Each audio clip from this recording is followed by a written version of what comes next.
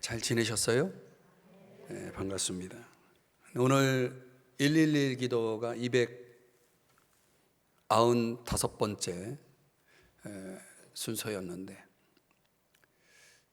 뭐였는지 기억나시나요?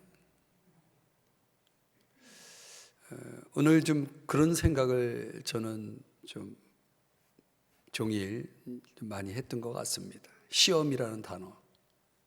여러 가지 시험을 당하거든 온전히 기쁘게 여기라. 야고보서 1장 2절이야 4절의 말씀이 오늘 기도문을 만드는 핵심 구절이었는데요. 우리 삶에는 참 시험이 많은 것 같아요.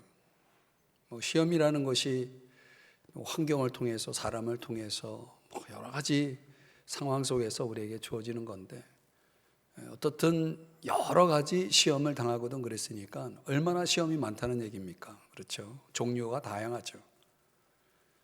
근데 오늘 기도문에 여러분 읽으시면서 기도하면서 들으셨겠지만은 그 모든 시험이라는 것이 우리의 삶 속에 주어질 때 그것이 그 시험이 결국은 나에게 유익한 거라는 거죠. 그 시험이 좋은 재료로 사용될 수 있다면, 특별히 인내의 재료로 사용될 수 있다면 그 삶의 모든 문제들은 저와 여러분을 온전하게 만드는 도구로 하나님이 쓰실 수 있는 거죠. 그 온전함을 위한 도구로 하나님이 우리에게 허락하시는 그런 시험들이 얼마나 하루에도 수십 차례, 수백 차례 진짜 하루 종일 그런 시험들이 있는 것 같습니다. 결과는 우리의 믿음을 실현하는, 우리의 믿음을 테스트하는 그런 시험이기 때문에 우리가 그것을 잘 통과하면 그만큼 성장하는 거죠. 그만큼 부족함이 없는 사람이 되는 겁니다. 그래서 우리는 이제 이런 차원에서 역사가 토마스 칼라일이 말한 내용을 한번 주목해 볼 필요가 있는데요. 역경을 만나서 그 역경을 견뎌내는 사람이 참 쉽지 않다는 겁니다. 역경이라는 건 사람이 견뎌내기에는 굉장히 힘든 상대라는 거죠. 근데 역경을 견뎌내는 사람이 100명이라면 번영을 견뎌낼 수 있는 사람은 단 한 사람이다. 이런 말을 역사가 칼라일이 했습니다. 어떤 면에서 보면 우리의 삶에 역경이라는 시험도 있지만 그 반대로 모든 게 잘 되어지는 것도 하나의 시험일 수 있다. 그게 이제 오늘 본문이 우리에게 주는 핵심 주제입니다. 잘 될 때 그 잘됨이 우리를 뭐 하고 있다? 테스트하고 있다는 거죠. 그래서 그 시험을 잘 통과해야 그 잘된 것이 진짜 잘된 것이 될 수 있는 거죠. 성공적인 삶을 살아가는 그리스도인들도 있죠. 모두가 다 힘든 건 아니잖아요. 제가 볼 때는 우리 교회 안에도 좀 이 어려운 때에 나름 정말 선전하시면서 굉장히 좀 하나님의 축복 가운데 사시는 분들을 이제 제가 봅니다. 그런 분들 보면 그런 성공적인 삶을 살아가는 여러 가지 이유가 있겠죠. 근데 어떻든 성공을 잘 다루어야 그 성공이 값진 것이고 축복된 것입니다. 시편 75편의 말씀에 보면 한번 같이 읽어볼까요? 현대인의 성경 번역본인데 같이 한번 읽어봐요. 시작. 너희는 헛새를 부리며 교만하게 말하지 말아라. 사람을 높이는 일은 세상에 그 누구도 할 수 없으며. 7절. 오직 재판장이 되시는 하나님만이 사람을 높이기도 하시고 낮추기도 하신다. 아멘. 우쭐대지 말아야 하는 겁니다. 사람이 잘 된다는 것이, 높아진다는 것이 자기 힘으로 되는 것이 아니고, 오늘 분명히 성경이 말씀하고 있는 것처럼, 이 시편에서 말씀하는 것처럼 하나님의 주권적인 손이 그 배후에 있는 거죠. 그 하나님의 그 주권적인 손에 의해서 사람이 높임을 받고 또 낮아짐을 받는 것입니다. 결국은 은혜죠. 우리가 하나님의 은혜 속에 살아가는 것입니다. 우리가 잘 아는 요셉도 그가 감옥에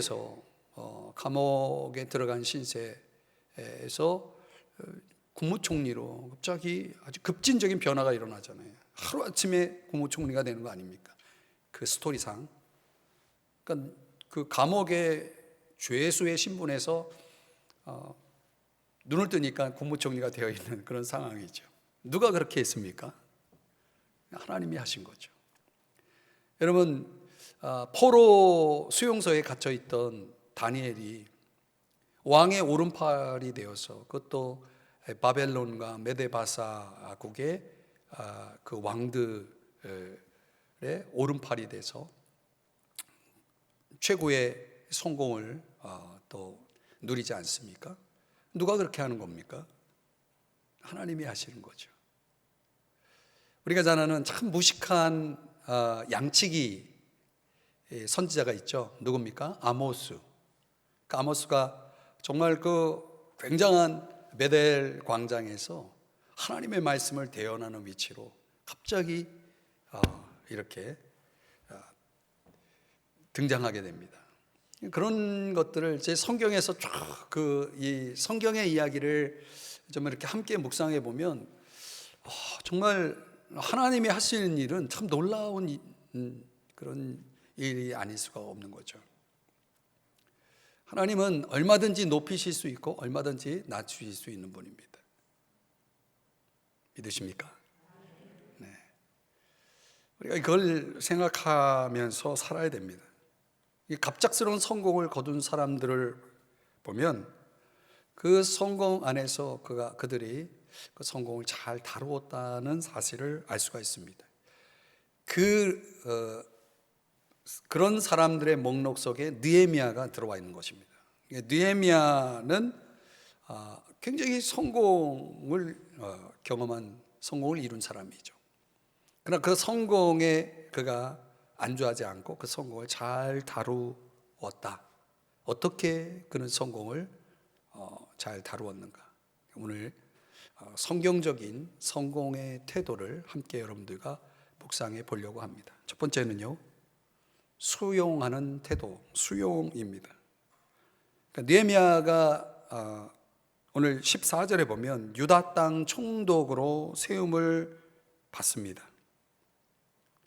아닥사스다 왕 제 20년부터 32년까지 약 12년 동안 유다 땅 총독이 됩니다. 말하자면은 가장 높은 지위에 오르게 되는 것입니다.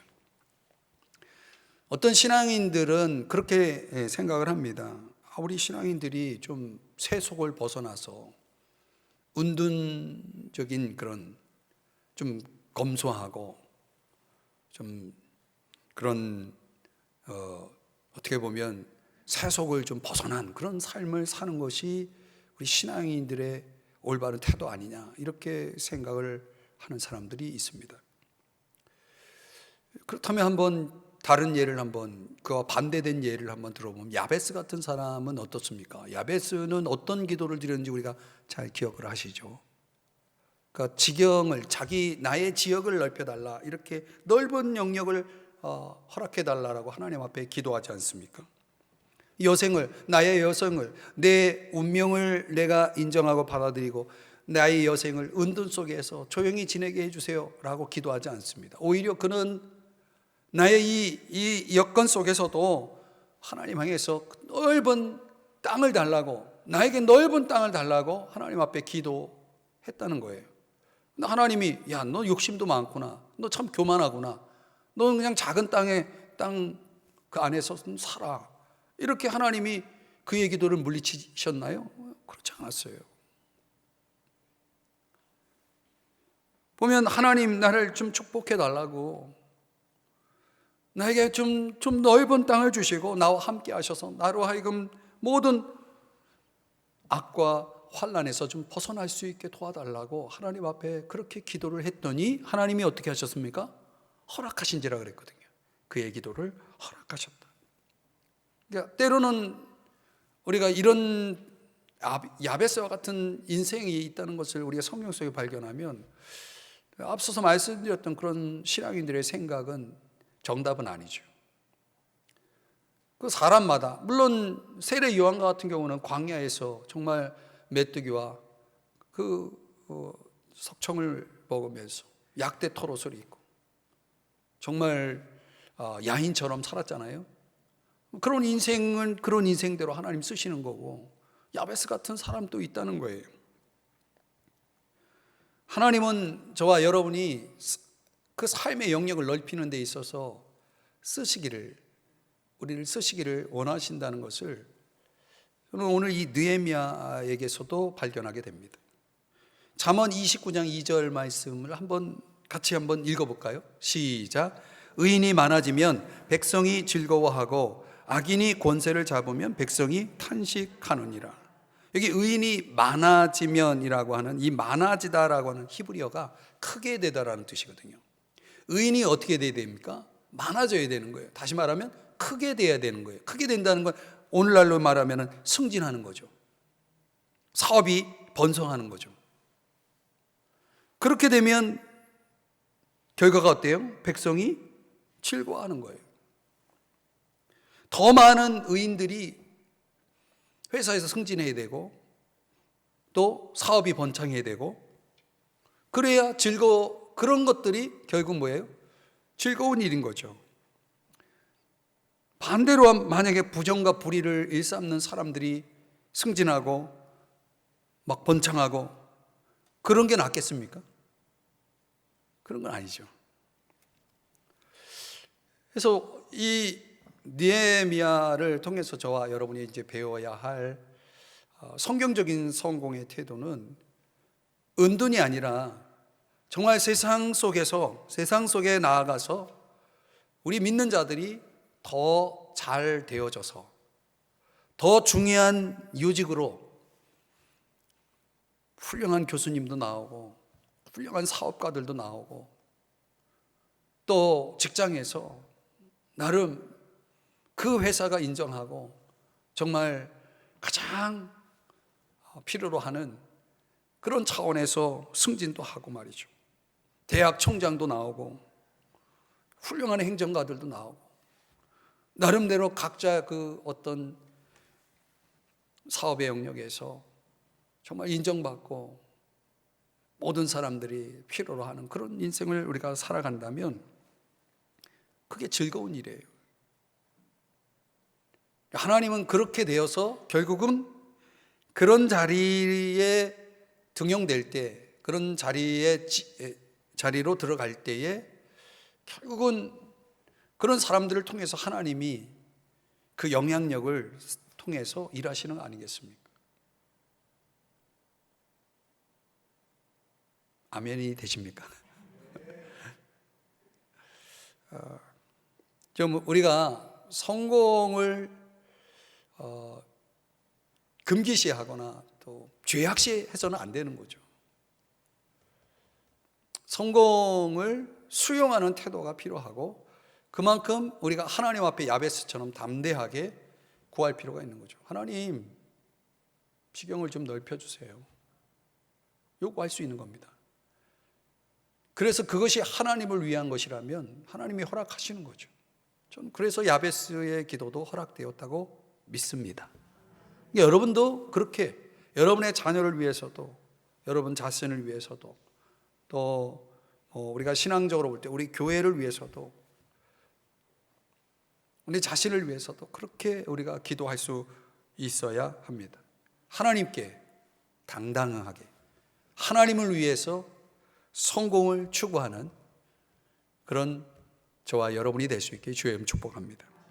두 번째는요, 배려라는 태도입니다. 배려. 14절을 다시 보면 중간부터 보면 12년 동안이라고 기간을 밝히고 있는데요. 나와 내 형제들이, 느헤미야가 말하는 겁니다. 나와 내 형제들이 유다 땅 총독이 되었기 때문에 그 총독으로서의 뭐가 나오는 겁니까?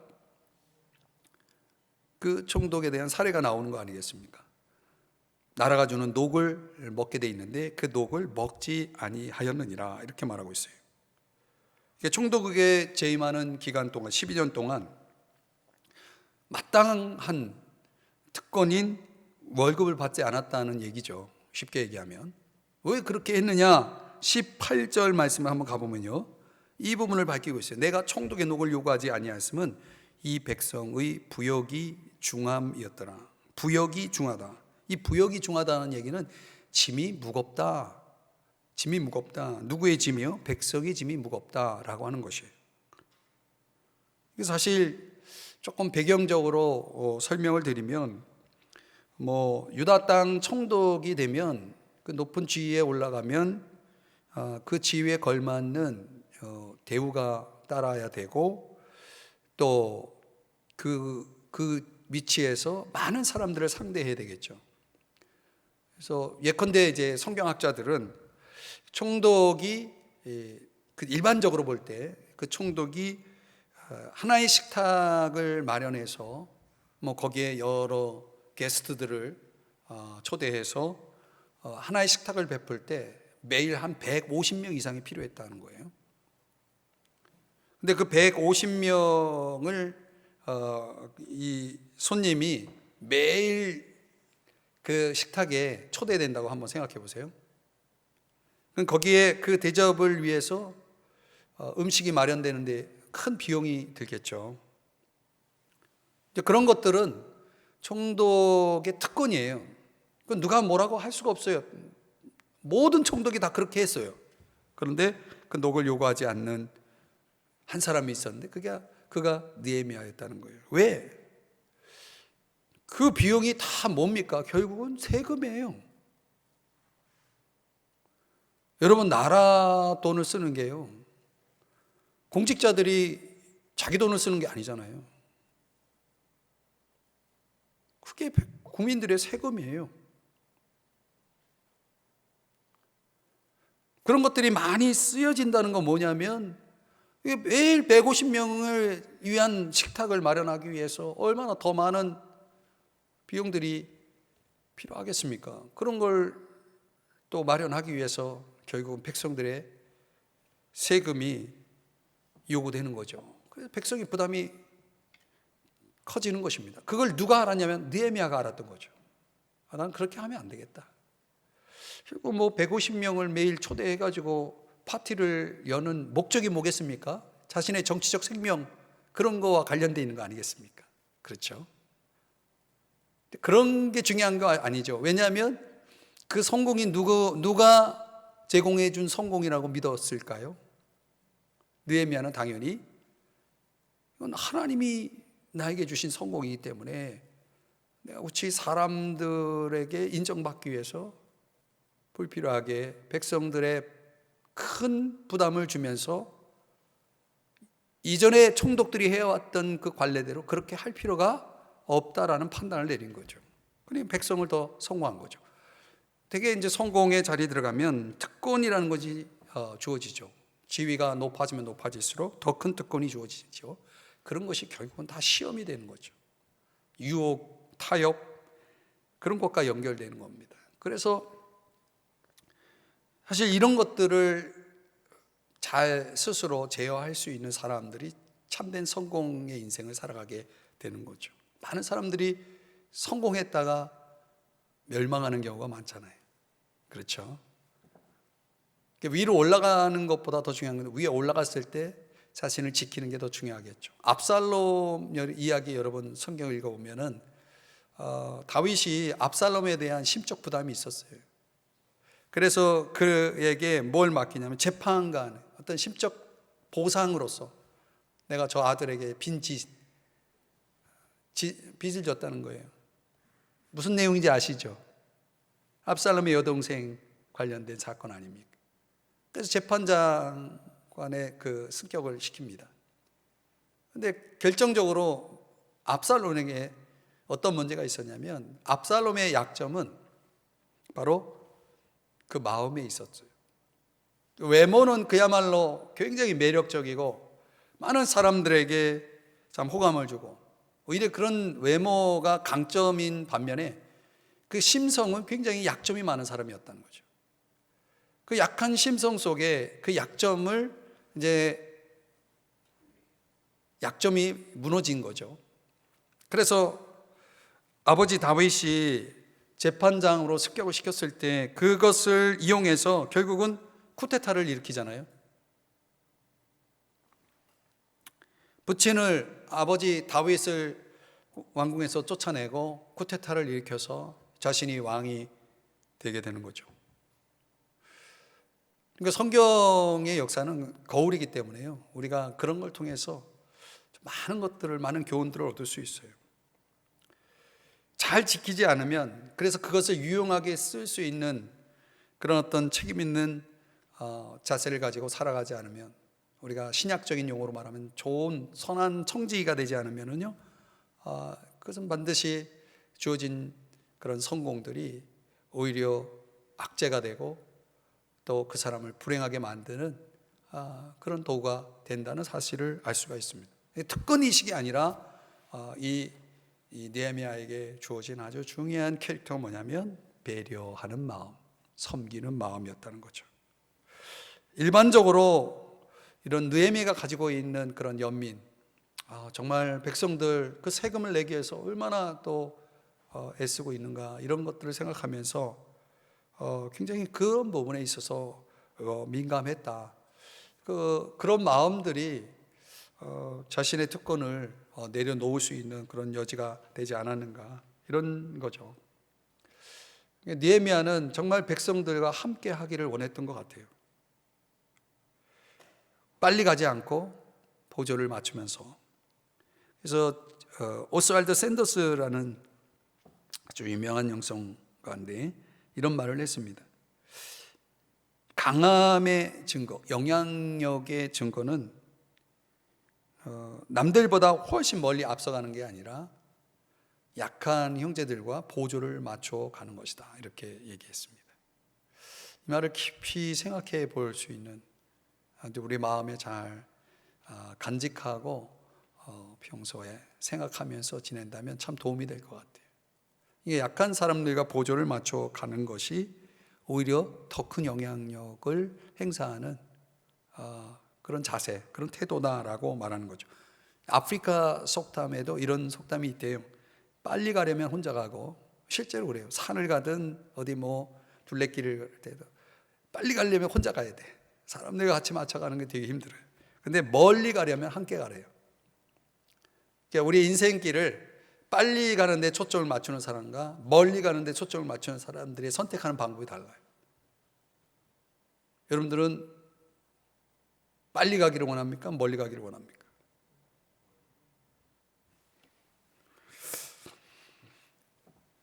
여러분들의 선택이죠. 살면서 정말 내가 힘들 때, 내가 어려울 때, 내가 절박할 때, 그때 내 주변 사람들을 돌아볼 수 있는, 생각할 수 있는 사람, 그런 거는요, 제가 확실히 믿는 거는, 저도 그걸 경험하고 있지만 반드시 부메랑이 되어서 돌아옵니다. 반드시 돌아옵니다. 하나님은 틀림없어요. 그래서 이런 성경의 대원리가 있지 않습니까? 심은 대로 거둔다. 믿으십니까? 그러니까 우리가 다른 사람들을 그렇게 생각할 수 있다는 거는요,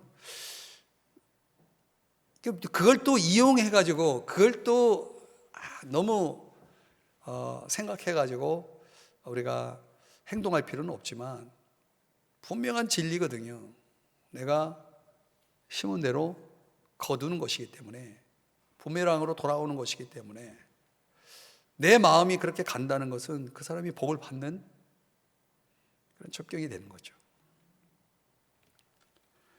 내가 힘들다고 마음을 닫고, 내가 절박하다고 내가 손을 거두면 결국은 그거 역시 그대로 거두는 거죠. 그러니까 내가 얼마큼 내 이웃을 돌아보고 배려하고 섬기려는 태도를 가지고 있느냐, 그것은 내 성공에 있어서, 내 성공적인 인생에 있어서 굉장히 중요한 자세라는 것을 우리가 잊지 말아야 됩니다.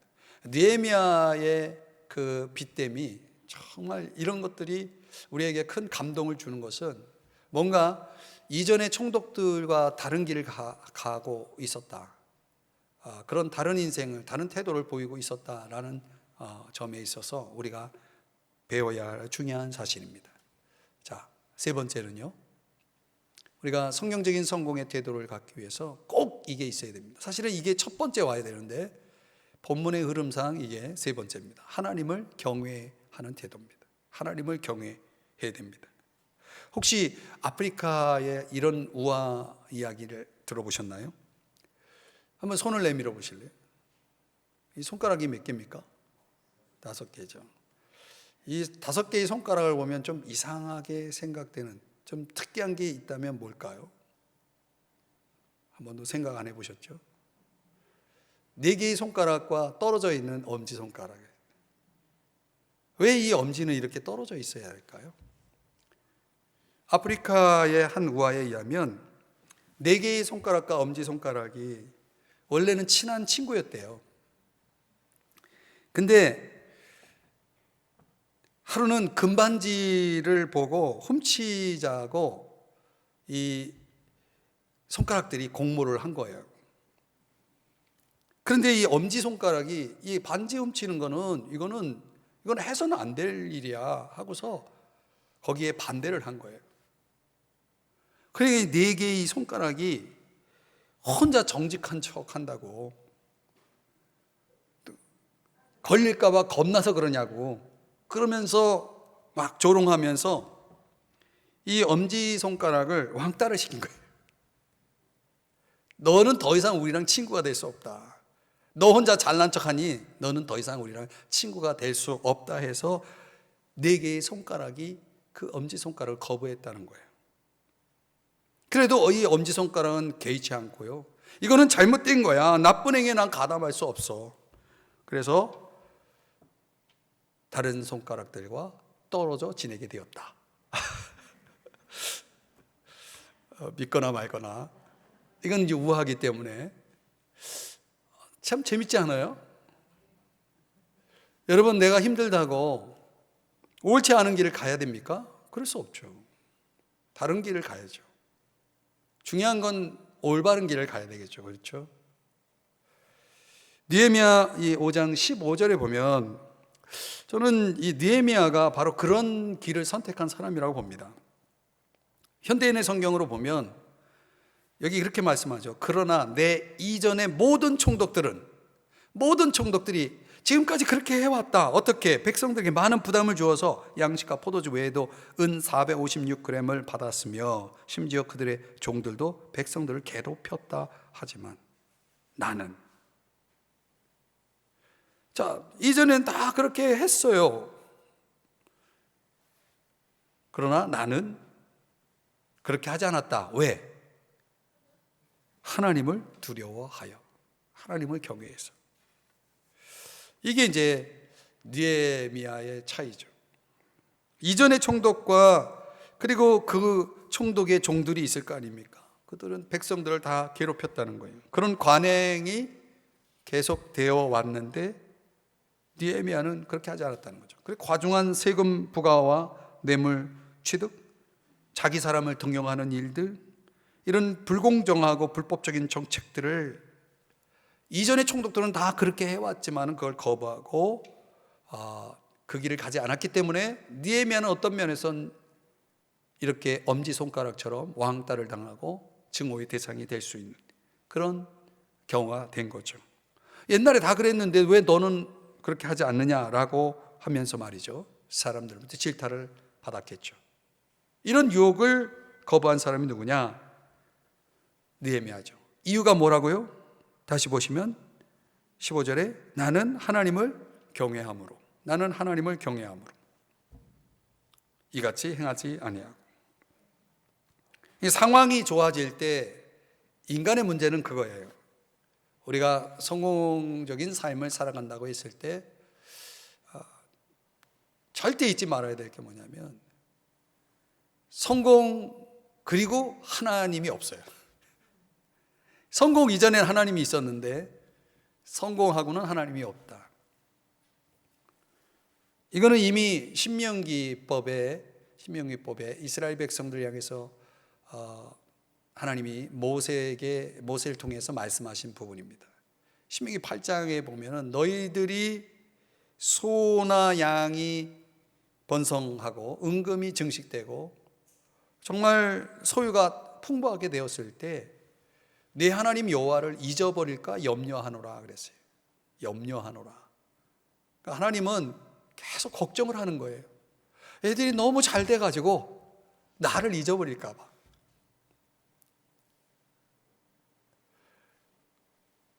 이렇게까지 걱정하고 염려하고, 하나님도 염려가 있는 거예요. 그죠? 하나님도 염려하노라 그랬잖아요. 그 염려가 있고 그걸 경고를 했지만 그대로 되잖아요. 또 이스라엘 백성들이 또 그대로 돼요. 하나님 잊어버려요. 하나님을 알지 못하는 세대들이 일어나 사사시대에 보니까 하나님을 버리고 다 바알을 섬기고 그렇게 살아가는 모습을 봐요. 저는 저와 여러분의 다음 세대인 우리의 자녀들이, 여러분 보세요. 이 삼성중앙교회 다음 세대들이 이 삼성중앙교회에 이렇게 여러분처럼 나와서 기도할까? 하나님을 알지 못하는 그 세대들이 과연 이 교회를 교회되게 할까요? 큰 교회, 큰 건물, 큰 성도, 그게 무슨 의미가 있겠습니까?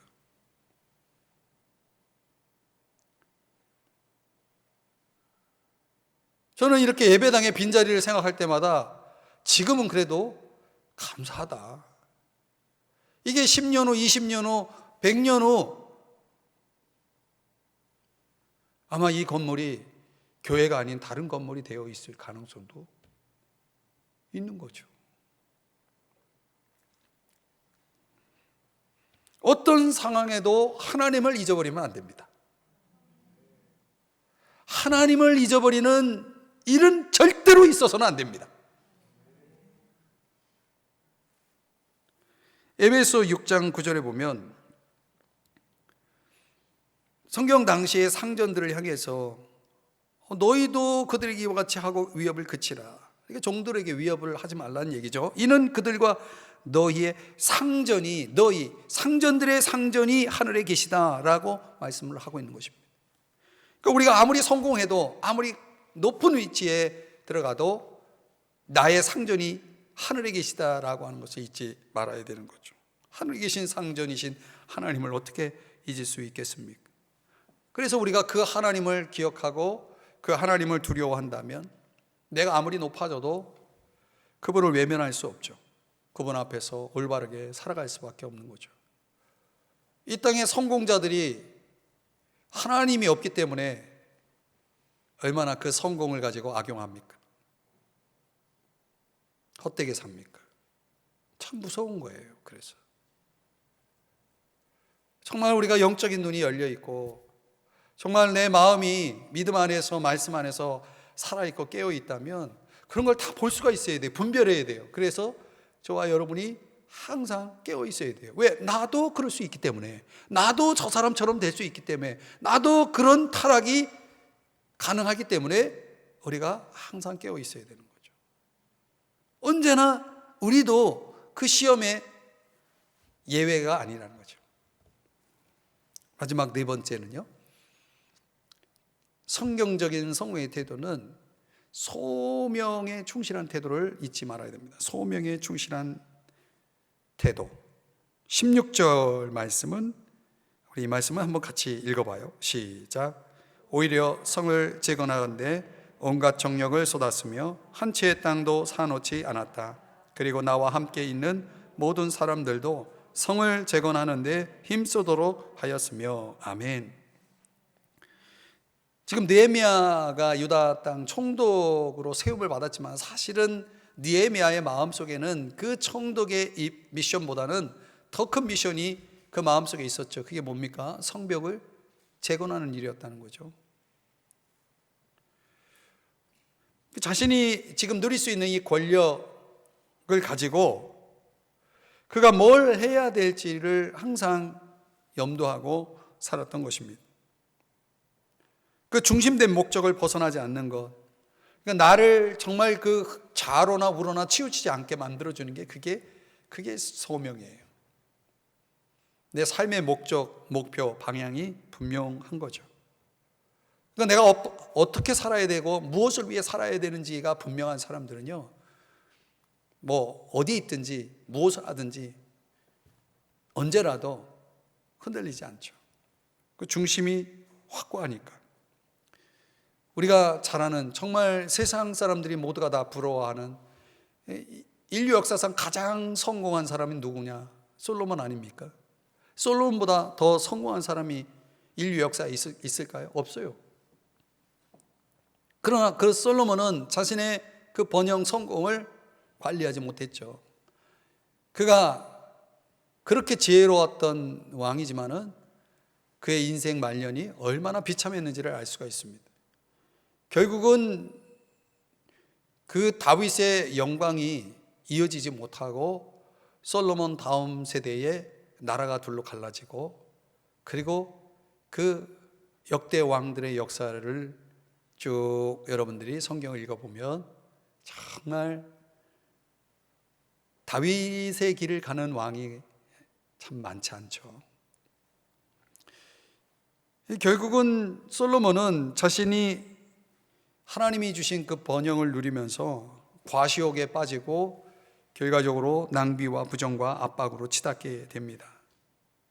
꼭 필요한 물건들, 건물들, 뭐 이런 합법적인 발전 어느 정도로 이제 만족하지 않고 계속 더 막 일을 만들어내죠.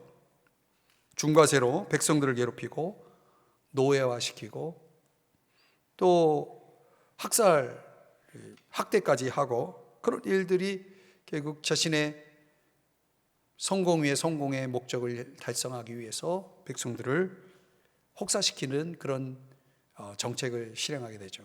참 이게 이제 무서운 겁니다. 그래서 솔로몬의 문제는 한마디로 성공을 관리하지 못한 문제다라는 것입니다. 오히려 느헤미야 같이 이렇게 어떤 상황에서도 그가 그의 성공을 잘 관리할 수 있었던 것은 그가 무엇을 해야 하는지에 대한 분명한 소명감이 아주 명확하게 확고하게 자리 잡고 있었다는 거죠. 그걸 위해서, 그 소명을 위해서 아주 충실하게 살았던 것입니다. 사랑하는 여러분, 말씀의 결론을 맺겠습니다. 서론에서 칼라일의 이야기를 했죠. 역경을 견뎌낸 사람은 100이라면 번영을 견뎌낼 수 있는 사람은 단 한 사람이다 라고 말했잖아요. 우리가, 저와 여러분이 이왕이면 그 한 사람에 들어가야 됩니다. 성공한다는 전제하에서. 아직 성공 못했나요? 성공했다고 치고 우리가 그 한 사람에 들어가야 됩니다. 그러니까 내가 나를 얼마나 잘 극복하느냐. 제가 이제 새벽 기도 말씀하면서도 결국은 문제는 나예요. 내가 문제이지 환경이 아니에요. 문제가 아니라 문제는 나죠. 그러니까 내가 나를 극복하지 못하면 그것이 역경이든 번영이든 그 속에서 우리가 정말 부족함이 없는, 하나님이 우리를 통해서 이루고자 하는 그 온전함, 그 영광스러움을 우리가 결코 도달할 수가 없는 거죠. 근데 업앤다운이라는 게 올라갔다 내려갔다, 엘리베이터처럼, 에스컬레이터처럼 올라갔다 내려갔다 하는 인생의 이 리듬 속에서 하나님이 그걸 계속 재보는 거죠. 얘를 한번 올렸다가 어떻게 하는가 보고, 한번 내렸다가 어떻게 하는가 보고. 그래서 가만히 생각해 보니까 하나님이 고단수를 많이 쓰시는 것 같아요. 하나님이 나를 이렇게 지금 들여다보고 계시는구나. 왜냐, 하나님은 중심을 보신다 그랬잖아요. 그죠? 우리 외형적인 것에 별로 관심이 없으세요. 주님은 우리 중심을 보시고 내가 정말 나의 마음에, 네가 나의 마음에 합하냐, 이걸 지금 하나님이 찾고 계시는 거거든요. 그 마음에 합한 자를 찾기 위해서 업앤다운이라는 이런 삶의 리듬을 통해서 하나님 계속 우리를 테스트하고 계시는 거죠. 그때 어떻든 우리가 올라갈 때가 있을 거 아닙니까? 그 올라갈 때 내가 그걸 잘 지켜내면 이제 하나님 앞에 딱 뭡니까? 인정을 받는 거죠. 다윗처럼 말이죠. 하나님이 열어주시는 기회가 있어요. 그 기회를 수용해야 됩니다. 저는 하나님이 내 삶의 어떤 그런 영역들을 운명처럼 숙명처럼 딱 정해놓았다라고 생각하지 않습니다. 왜냐하면 그렇다면 야베스는 정말 불행한 야베스로 끝났을 거예요. 야베스는 그렇게 살지 않았잖아요. 그건 뭡니까? 항상 우리에게도 야베스 같은 운명이 주어질 수 있지만 그 운명을 벗어날 수 있다는 가능성을 야베스가 보여줬거든요. 굉장히 저는 야베스에 대한 저 자신에 대한 적용을 좀 종종 하게 되는데 그런 것 같아요. 내가 내 처지와 내 운명에 대해서 그거를 내가 받아들이고 그리고 거기에 주저앉을 수 없다는 거죠. 기회는 열려 있습니다. 그래서 내 입을 넓게 열라 시편에 말씀하잖아요. 우리의 마음이 활짝 열리고 주님을 위해서 여러분 큰 땅을 달라고 기도하세요. 그리고 무엇보다도 다른 사람을 배려하고 섬기는 태도를 잊지 마세요. 그리고 우리 인생의 주권은 하나님에게 있기 때문에 그 누구보다도 하나님을 두려워해야 돼요. 하나님을 경외하는 태도가 중요합니다. 그리고 그분이 나를 부르셨고 나를 두신 자리에서 내가 감당해야 될 소명이 무엇인지를 분명하게 깨닫고 그 소명을 이루고자 하는 태도를 가지고 하루하루를 살아가다 보면 틀림없이 하나님은 우리 가운데 이런 축복을 주실 거예요. 그게 마지막 절입니다. 느헤미야 5장 19절. 다 같이 함께 읽어봅니다. 시작. 그때 나는 이렇게 기도하였다. 나의 하나님이시여, 내가 이 백성을 위해서 행한 모든 일을 기억하시고 나에게 은혜를 베푸소서. 이 느헤미야가 구한 게 뭡니까? 왜 느헤미야는 그렇게 다른 길을 간 겁니까? 왜 그는 다른 행동을 한 겁니까? 왜 그는 다른 태도를 가지고 살았습니까? 바로 이것 때문에요. 나에게 은혜를 베푸소서. 하나님을 항상 초점을 맞추고 하나님께 주목한 거예요. 하나님, 내가 한 거 보셨죠? 내가 이렇게 한 거 보셨죠? 하나님 은혜를 베푸세요. 뭔가 당당하지 않습니까? 하나님 내게 은혜를 베풀 만큼 하나님 앞에서 그렇게 우리가 살아가야 되지 않겠습니까? 여러분의 삶에 이 은혜가 있기를 주의 이름으로 축복합니다.